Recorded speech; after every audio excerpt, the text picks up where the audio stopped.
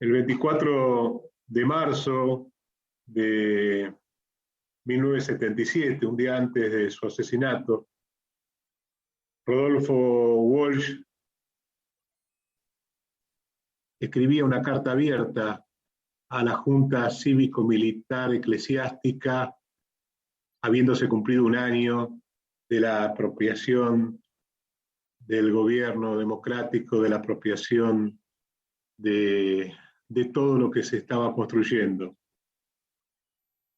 Quería que compartamos el punto 6 de la carta escrita por Rodolfo Walsh, donde decía: dictada por el Fondo Monetario Internacional según una receta que se aplica indistintamente al Zaire o a Chile o a Uruguay o a Indonesia, la política económica de esta junta solo reconoce como beneficiarios a la vieja oligarquía ganadera, la nueva oligarquía especuladora y un grupo selecto de monopolios internacionales encabezados por la ITT, la ESO, y las automotrices Steel, la Siemens, al que están ligados personalmente el ministro Martínez de Oz y todos los miembros de su gabinete.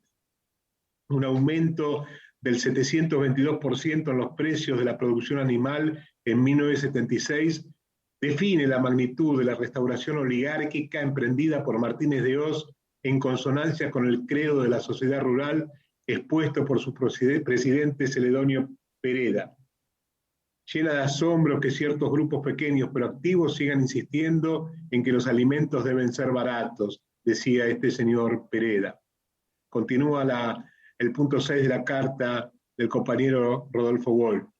El espectáculo de una bolsa de comercio donde en una semana ha sido posible para algunos ganar sin trabajar el 100 y el 200%, donde hay empresas que de la noche a la mañana duplicaron su capital sin producir más que antes. La rueda loca de la especulación en dólares, letras, valores ajustables, la usura simple que ya calcula el interés por hora, son hechos bien curiosos bajo un gobierno que venía a acabar con el festín de los corruptos. Recuerdo que estoy leyendo la carta, el punto 6 de la carta del compañero Rodolfo Walsh del día 24 de marzo de 1977, un día antes que la dictadura cívico-militar eclesiástica lo matara. Continúa este punto 6 de la carta. Desnacionalizando bancos, se ponen el ahorro y el crédito nacional en manos de la banca extranjera, indemnizando a la ITT y a la Siemens, se premia a empresas que estafaron al Estado, devolviendo las bocas de expendio, se aumentan las ganancias de la Shell y la ESO, rebajando los aranceles aduaneros, se crean empleos en Hong Kong y en Singapur y desocupación en la Argentina. Frente al conjunto de estos hechos, cabe preguntarse quiénes son los apátridas de los comunicados oficiales donde están los mercenarios al servicio de intereses foráneos. ¿Cuál es la ideología que amenaza al ser nacional? Si una propaganda abrumadora, reflejo deforme de hechos malvados, no pretendiera que esta junta procura la paz, que el general Videla defiende los derechos humanos o que el almirante Macera ama la vida, aún cabría pedir a los señores comandantes en jefe de las tres armas que meditaran sobre el abismo al que conducen al país tras la ilusión de ganar una guerra que aún si mataran al último guerrillero, no haría más que empezar bajo nuevas formas, porque las causas que hace más de 20 años mueven la resistencia del pueblo argentino no estarán desaparecidas, sino agravadas por el recuerdo del estrago causado y la revelación de las atrocidades cometidas. Estas son las reflexiones que en primer aniversario de su infausto gobierno he querido hacer llegar a los miembros de esta Junta sin esperanza de ser escuchado, con la certeza de ser perseguido, pero fiel al compromiso que asumí hace mucho tiempo de dar testimonio en momentos difíciles. Esta es la carta de Rodolfo Walsh del 24 de marzo de 1977, la carta abierta para la Junta Cívico-Militar Eclesiástica un día antes de ser asesinado. Y sí, fue escuchado, Gustavo. De hecho, al otro día lo asesinaron, ¿no? Ujú. Eh, Terrible, terrible ver cómo se repite todo y terrible ver cómo van tomando nuevas formas todo esto, ¿no?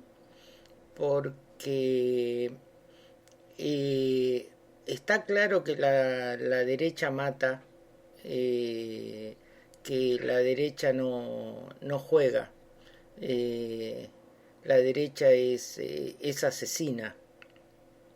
Eh, pero ver cómo van tomando esas nuevas formas. Hoy estaba hablando con mi vecino, el que tenés que juntarte vos, justo vino hoy y, y me decía, le digo, te atiendo rápido porque voy a escuchar a Cristina. Y me dice, no, yo no creo más en nadie. Dice, porque viste que ellos aumentaron 40% el sueldo. Y digo, no, pero les aumentaron a los empleados del Congreso, no los diputados y los senadores. La planta fija, los que limpian, los que barren, los que sirven el café, los que cocinan, a eso les aumentaron el 40%. Y le aumentaron el 40% para que ese sea el piso a partir en las paritarias. Que no puedan menos que eso aumentar el resto. Y, y digo, ¿dónde lo escuchaste vos? Y ahí empieza a nombrar los medios. Y digo, eh, antes los medios de comunicación uno tenía casi la certeza de que te ocultaban cosas, pero que las que decían, las pocas que decían, eran ciertas o eran dibujadas, pero que estaba ahí, ¿sí? O sea, que le llamaban con palabras bonitas a cosas feas. Por ejemplo, proceso de reorganización nacional, ¿sí? A una sangrienta dictadura. Pero hoy te mienten descaradamente. Sí, sí, sí, creo que la mentira, pero eh, lo que hay que entender, yo creo, de esto, Marcelo, tenemos que hacer el esfuerzo por tener una lectura propia de todo esto, que esa mentira o esas cosas que dicen, no verlo desde el lugar racional para analizar cómo puede ser que digan esto, por qué mienten, sino tomar conciencia de cuál es el objetivo final que tienen. Y el objetivo final que tienen es sin duda el poder, el objetivo que tiene es el modelo oligárquico, el modelo que endeuda a nuestra patria, digamos, es un tema económico, ¿no? Por eso hoy escuchando a Cristina, que para mí fue enormemente valioso la articulación que hace en su discurso, en su presentación, Cristina, entre los aspectos judiciales, políticos y económicos, y eso rápidamente, ¿no? Me llevó a, a la escena interna de la lectura de la carta de Rodolfo Walsh, porque en su carta Rodolfo Walsh tiene esa virtud de denunciar del por qué realmente la dictadura cívico-militar eclesiástica mató, desapareció, hizo un golpe de Estado en el 76 a 6 meses de que iba a haber elecciones y había seguramente un triunfo de un gobierno popular. Entonces, ¿cuál fue el motivo? ¿Fue la famosa que después se instaló años más tarde, los dos demonios, la guerra contra la subversión? No, no, digo, claramente fue la imposición, la implementación de un proyecto neoliberal, oligárquico, terrateniente en nuestro país y la forma que tuvieron de hacerlo es eso. Y hoy lo explica claramente, yo creo, maravillosamente bien Cristina, cuáles fueron los motivos de la persecución a la oposición, a ella fundamentalmente, porque saben que es sin duda la líder popular más importante que hay en la Argentina, la persecución a Cristina, a sus hijos, a su hijo, a su hija y a otros compañeros, y la causa esta de la AMIA, donde el objetivo principal no era solamente tratar de ganar la elección porque sí, digamos, perseguir a la oposición, sino era la lucha que estaba teniendo Cristina contra los fondos buitres, donde claramente dijo, decía hoy, reiteraba hoy en el discurso, no me quebraron, no me torcieron el brazo, el puño, la mano, y este fue el motivo principal de toda esta acción, por ejemplo, de la causa de AMIA con esta articulación que hacían como que Cristina era de alguna manera la socia política en el mundo del gobierno de Irán, ¿no? Digo, y utilizaba eso, los fondos buitres, para defenestrar a esa resistencia de Cristina de la no entrega del patrimonio económico. Como a los 2 días lo hizo Macri habiendo ganado las elecciones, ¿no? Entonces yo creo que eso es fundamental que tengamos en cuenta, que los objetivos que tienen son el empobrecimiento planificado de nuestra sociedad, son el endeudamiento, es la timba financiera, porque con esa guita es la timba financiera, es abrir a la entrega total de nuestra soberanía y bueno, es lo que hizo después Macri. Claro, pero justamente viste que en la descripción del podcast yo pongo, ¿no? Ese hashtag que se lo robó Luis a Gustavo Silvestre, tramoya política mediática judicial, porque nada de esto podría ocurrir si no hubieran estado articulados esos 3 poderes. ¿Sí? Sí, totalmente. Pero sumémosle el objetivo económico, porque Claro, sí. el poder económico es el que tiene la otra pata, ¿no? Sí, el objetivo indudablemente es eso, y el gran jefe indudablemente que ni siquiera está acá en Argentina. O sea, Uh-huh. cuando nos acostumbramos a que el jefe de todo eso se llamaba Héctor Mañeto, aparece un jefe superior que se llama Paul Singer, ¿no? Uh-huh. Y los fondos buitres. Eh, entonces, digo, ¿cómo, ¿cómo articulamos para de una vez por todas terminar con esto y poder...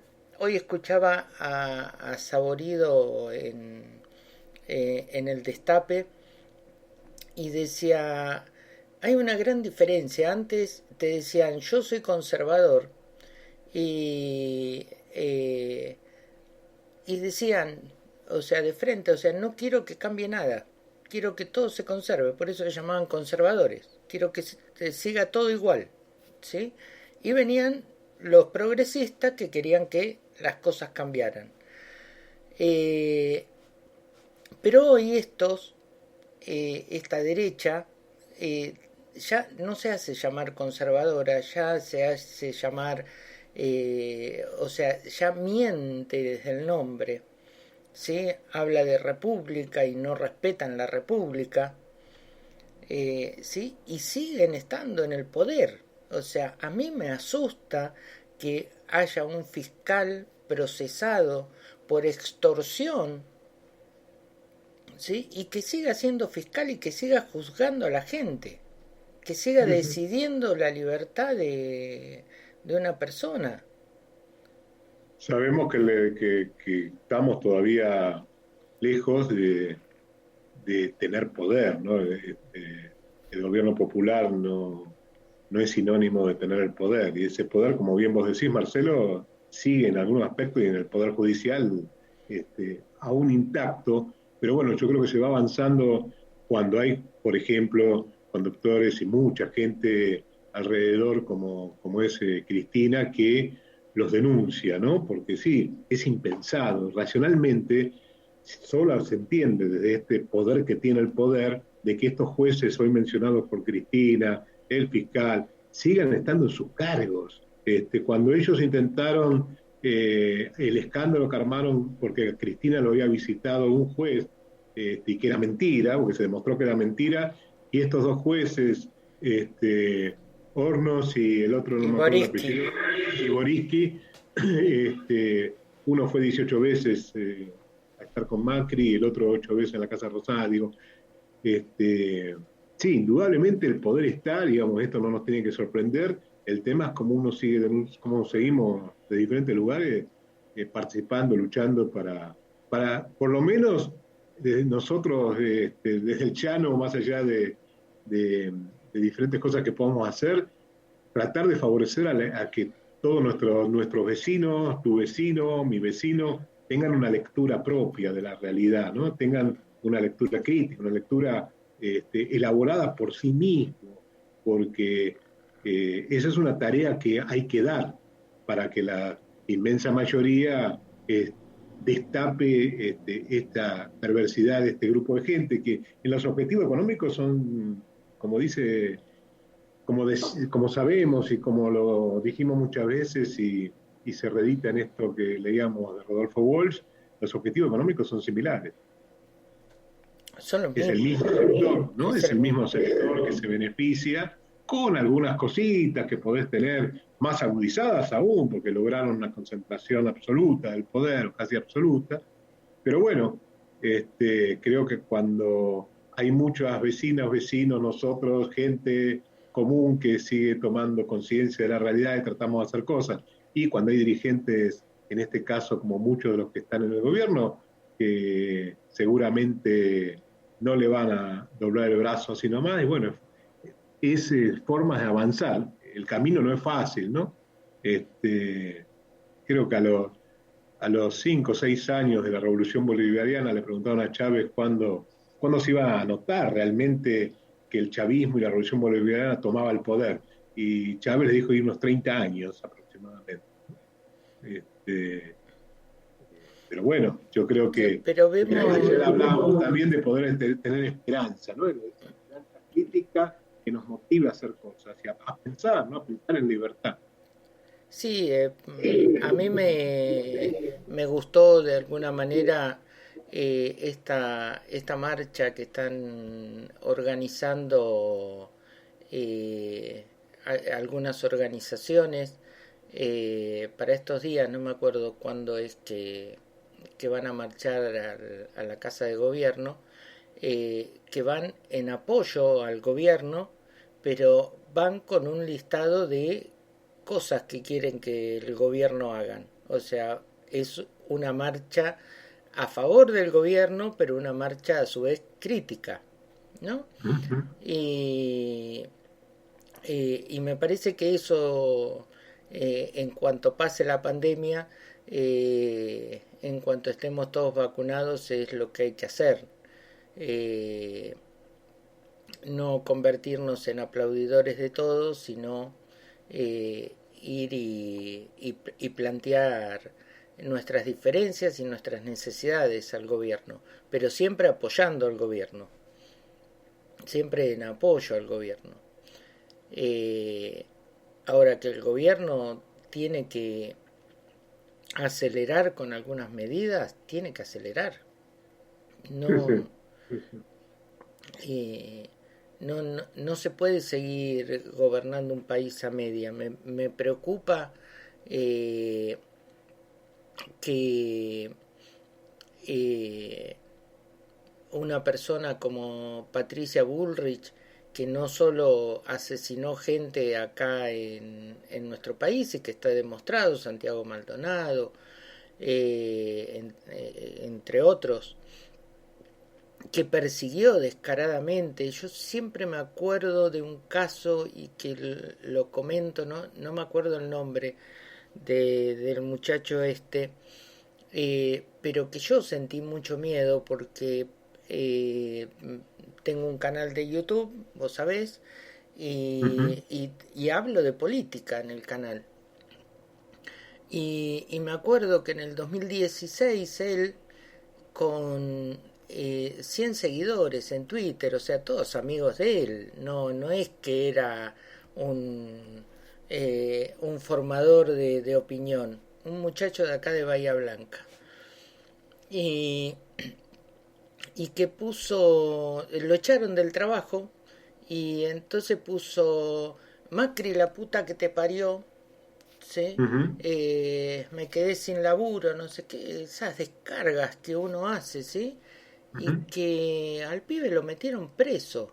Lo mandó a Claro, buscar Patricia Bullrich, estuvo sí me preso, acuerdo. estuvo con una causa penal por...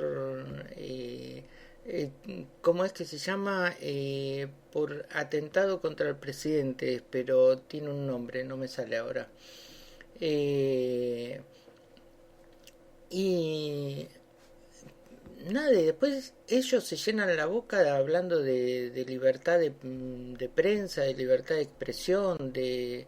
eh, sí, y me asusta Sí, lo que está pasando en Cuba. y asusta y da bronca y las posiciones de esta derecha argentina, con lo de la región, con Cuba, Macri ayer justificando el envío de armamento a Bolivia y confundiendo la palabra Bolivia por Venezuela. Digo, todo esto, sin duda lo van a seguir haciendo, ¿no? Y de alguna manera no lo hacen tan mal porque consiguen que como decíamos antes, ¿no? Digamos, se siga manteniendo en el poder y sigan teniendo poder sobre un sector de la sociedad. Un sector de la sociedad que no representa a ellos los intereses de ellos, porque al mismo tiempo están peor económicamente que en el gobierno popular, digamos, ¿no? Pero yo creo que lo que hacen, lo hacen bien, digamos. Son perversos, son asesinos, mienten, pero tienen un objetivo y ese objetivo van a seguir sin duda haciendo esto y cosas peores para lograrlo, ¿no? Pero bueno, yo creo que lo importante y lo que ya está demostrado, que el poder popular, que los sectores de medio hacia abajo, de trabajadores, un montón de un porcentaje altísimo de la sociedad, no nos tragamos ya ningún sapo y seguiremos resistiendo y seguiremos tratando de fortalecer, ¿no? A nuestro gobierno y por supuesto, ¿no? Intentando también con lectura crítica, habiendo en algún momento tratando de recuperar la calle, sin duda empujar lo que haya que empujar para que se avance, ¿no? Este, la, la, la marcha que vos mencionás, que sigue estando la convocatoria vigente para el 7 de agosto, digamos, son organizaciones sociales alineadas en el oficialismo y funcionarios de primera línea de sus filas preparan una movilización a Plaza de Mayo para el 7 de agosto. Bueno, ahora ya hay un debate sobre esto. Alberto Fernández pide que no se realice por el tema de la pandemia. Yo creo que eso también va a tener en algún momento un punto de inflexión, ¿no? Digamos, yo creo que en algún momento la necesidad que hay de tomar nuevamente las calles que son nuestras, que son de los sectores populares, este, inevitablemente se van a tomar, ¿no? Este, yo creo que es inevitable y que esas son las cosas que va a dar también este empuje al gobierno, ¿no? Yo, Yo creo cre que por ahí pasa la cosa. yo creo que sí, creo que también es el momento justo, estamos vacunados.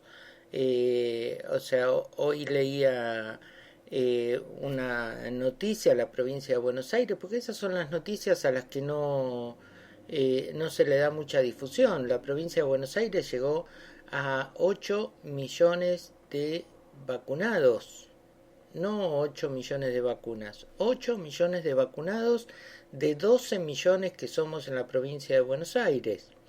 Sí, sí. Entonces, ¿tenemos que seguirnos cuidando? Sí, por supuesto. Iremos a las manifestaciones con barbijo, con distanciamiento social, con lo que haga falta ir, ¿sí? Pero me parece que ya estamos en condiciones, al 7 de agosto me parece que vamos a estar en condiciones de sobra de poder salir. Yo creo que sí, y creo que eso implica defender la movilización, la lucha y avanzar sobre estos crápulas que no son nada nuevos, son los de siempre y sabemos de qué son capaces y de todo lo que hacen. Pero bueno, no siempre les sale bien, inevitablemente siempre les va a salir mal porque tarde o temprano el poder popular vuelve a triunfar. ¿Te parece que hagamos un pequeño intermedio y después creo que tenés algunas noticias referidas a cosas positivas que se han hecho en este tiempo. Si te Sí, parece, compartimos alguna de esas. dale. Vamos entonces con un temita.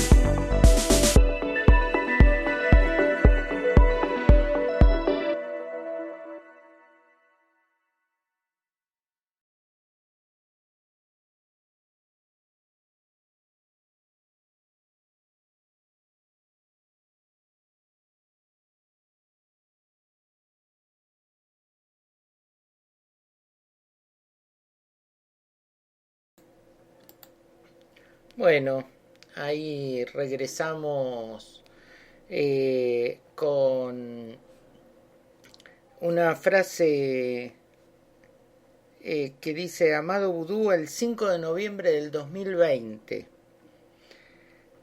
Lo más fácil es enojarse y borrarse, enojarse y callarse la boca, enojarse y putear. Yo con Aníbal Fernández aprendí que ninguna de estas tres cosas se puede hacer. Hay que enojarse y hacerse cargo. Enojarse y hacerse cargo. Enojarse y hacerse cargo. Y hacerse cargo implica no mantenerse enojado, sino inteligente y propositivo. Habiendo pasado todo lo que Aníbal pasó, ni se escondió, ni se agachó, ni se cayó. Por eso, los invito a todos, los compañeros, a que hagamos eso. Ni nos enojemos, ni nos escondamos, ni nos callemos, porque este gobierno se juega los próximos 20 años de los argentinos y lo que necesita es unidad, acompañamiento desde donde se pueda y actitudes como las de Aníbal, que no necesita de un lugar preponderante para ser el primer militante. Ese es el ejemplo del que quiero aprender. Eso lo dice Amado Vudú el 5 de noviembre. Uh-huh. Y las causas se siguen cayendo, ¿no? Porque, bueno, entre otras cosas, Aníbal Fernández, que era, entre comillas, la morsa que nunca fue, y lo han tratado de destruir moralmente, de todas las maneras, ¿no? Y siguió militando y siguió apoyando y siguió estando también, bueno, con el caso, Cunitas. con el tema de Cunitas, que también quedó demostrado que era un absurdo, una mentira, y bueno, y que eso privó a muchas familias de tener ese servicio, ¿no? De tener las cunitas, de tener todos los elementos que iban con las cunitas, Pero bueno, son eso, ¿no? Son eso. Por eso creo que es muy importante este mensaje de Amado Vudú, que él también obviamente ha sido y es perseguido y difamado Es y per- puesto mediáticamente. Todavía es increíble que todavía es perseguido Amado Vudú, porque en realidad el martes sale en libertad, pero sale Mm, en libertad porque ya cumplió con la condena. ujú, Eh, una condena sobre una causa que no existe, una causa que fue fabricada, ujú. ¿sí? Sí, sí, Eh, pero vos mirá, ¿no? Analicemos a quiénes persiguieron y a quiénes persiguen, ¿no? A qué militantes y a qué conductores, conductoras persiguen, ¿no? No persiguen a cualquiera, no persiguen a cualquiera, saben bien a quién deben perseguir, ¿no? sí, sí, sí. Este, Aníbal y sin Fernández, duda, Amado bueno, Vudú. a Amado Vudú, que ha compartido con nosotros varios encuentros, digo, sin duda es un militante importantísimo y bueno, no casualmente lo persigue. Y Aníbal Fernández, bueno, y recordemos que Milagro Sala sigue detenida, ¿no? Por el Milagros. mismo, Mi- por el mismo gobernador que condecoró al golpista de Bolivia. Hoy escuchaba la condecoración y Mm. es una burla a todos los argentinos. Mm. O Sí, sí, sea, son provocaciones, son manifestaciones del poder. Saben lo que hacen, no es que no sepan. Saben lo que hacen y siempre yo creo eso, ¿no? Que, que hay que ser conscientes de lo que implícitamente intentan con eso, ¿no? Es eh, decir, acá estamos y somos el poder. No, no se entusiasmen demasiado, ¿eh? Porque el poder es ¿no? Eh, y bueno, pero yo, bueno, como siempre hablamos, Gustavo, desde, desde lo más básico, ¿no? Del militante, que ujú, yo digo, no podría ser presidente de la Argentina. No podría ser presidente de ningún país del mundo, pero digo, no solo porque me falta preparación política, sino porque por mi mismo temperamento, porque yo, presidente de Argentina, o sea, hoy mismo mando a intervenir esa provincia. ujú. Sí, o sea, no, es una Como burla. mínimo, como mínimo, como mínimo digo, está todo bien, pero como mínimo no me saco una foto con ese hombre, ¿no? Esas son las cosas que todavía creo que hay que seguir avanzando, ¿no? Sin duda, es un poco lo que vos decías, ¿no? Las cosas que hay que avanzar, las cosas que no se pueden seguir sosteniendo, ¿no? Pero bueno, creo que hace esa construcción del poder y hace esas estrategias bueno, pero después escuchamos una Cristina donde pone en palabras y hace explícita la realidad, ¿no? Cada vez que aparece, y hoy creo que dio una lección excelente.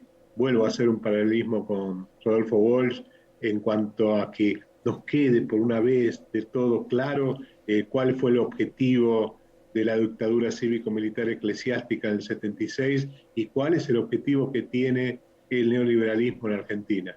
Que ese es el objetivo. Lo demás son todas jugaditas que hacen para devastarnos,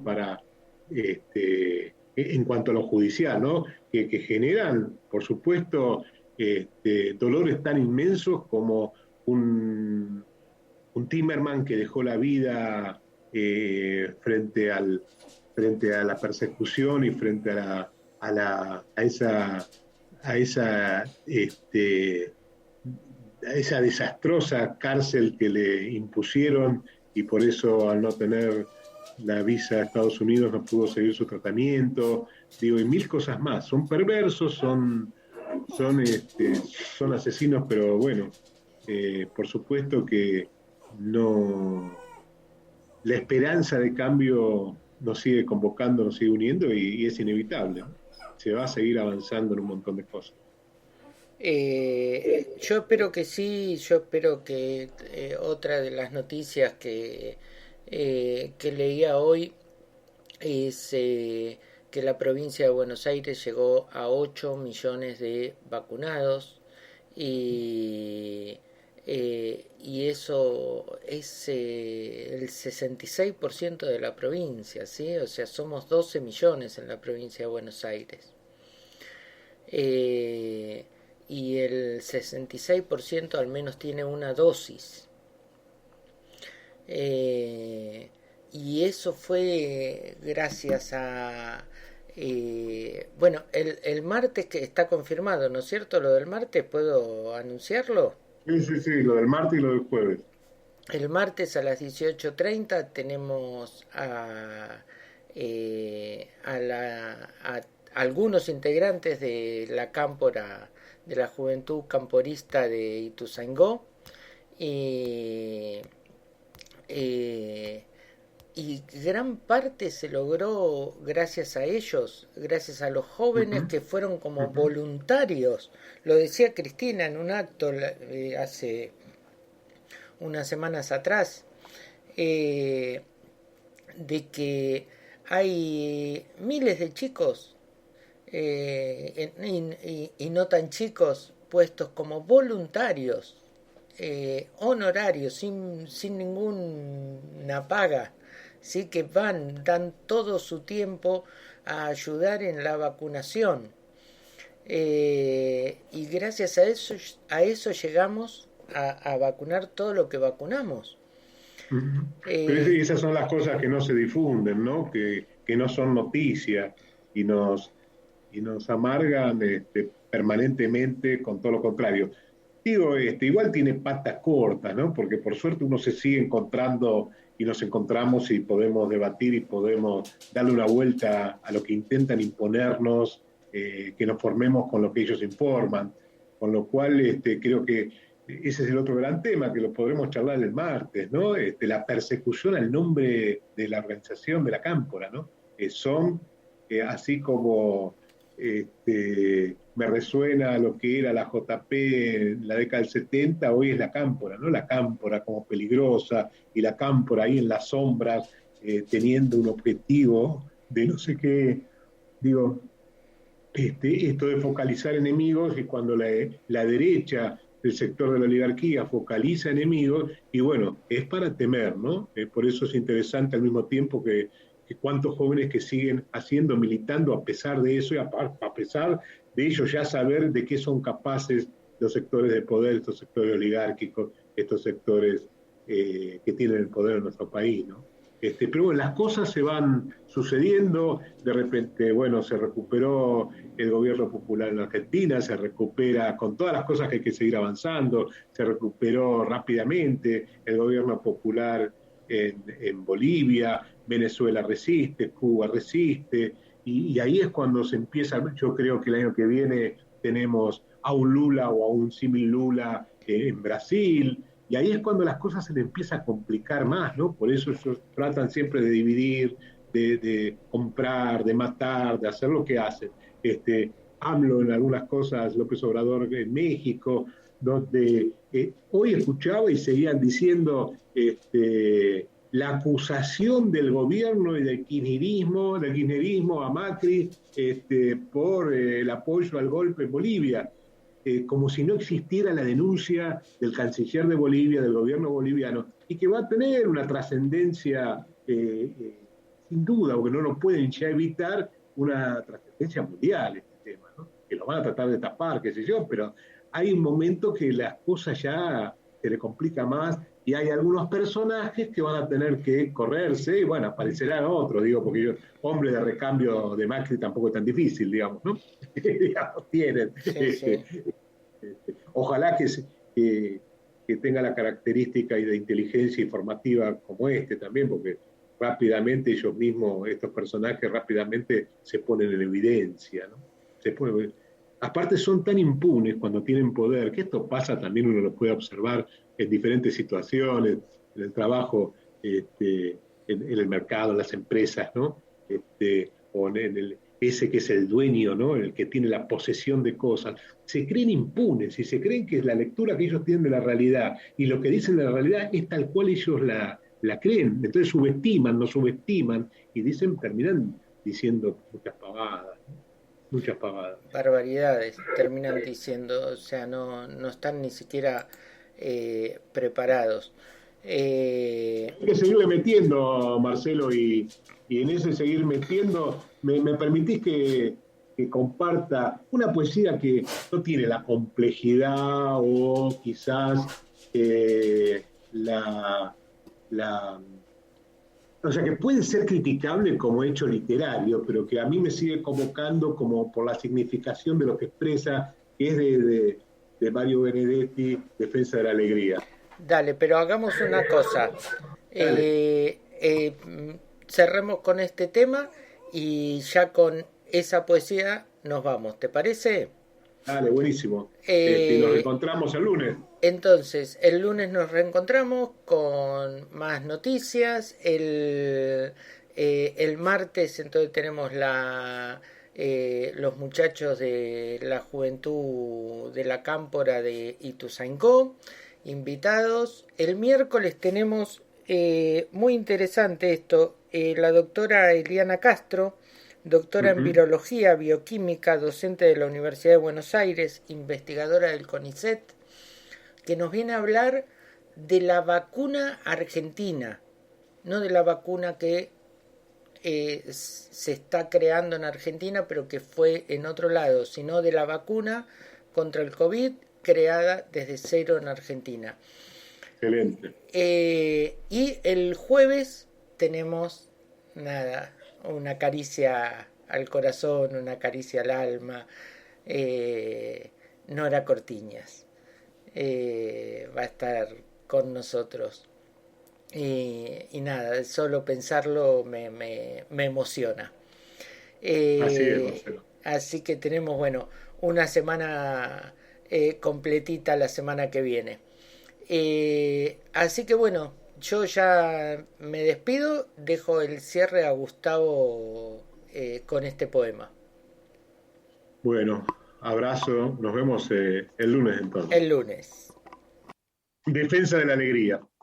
Defender la alegría como una trinchera, defenderla del caos y de las pesadillas, de la ajada miseria y de los miserables, de las ausencias breves y las definitivas. Defender la alegría como un atributo, defenderla del pasmo y de las anestesias, de los pocos neutrales y los muchos neutrones, de los graves diagnósticos y de las escopetas. Defender la alegría como un estandarte, defenderla del rayo y la melancolía, de los males endémicos y de los académicos, del rufián, caballero y del oportunista. Defender la alegría como una certidumbre, defenderla a pesar de Dios y de la muerte, de los parcos suicidas y de los homicidas, y del dolor de estar absurdamente alegres. Defender la alegría como algo inevitable, defenderla del mar y las lágrimas tibias, de las buenas costumbres y de los apellidos, del azar y también de la alegría.